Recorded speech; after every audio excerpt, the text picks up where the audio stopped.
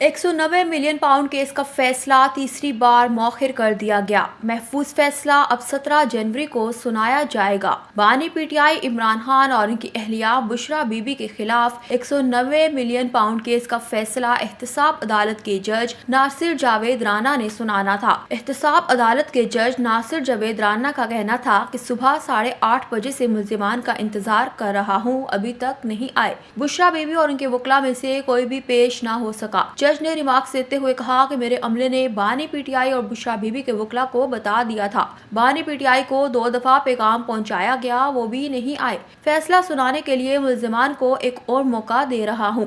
अब केस का फैसला 17 जनवरी को सुनाया जाएगा। वाज़ेह रहे कि 190 मिलियन पाउंड रेफरेंस पर एहतसाब अदालत ने फैसला 18 दिसंबर 2024 को महफूज किया था।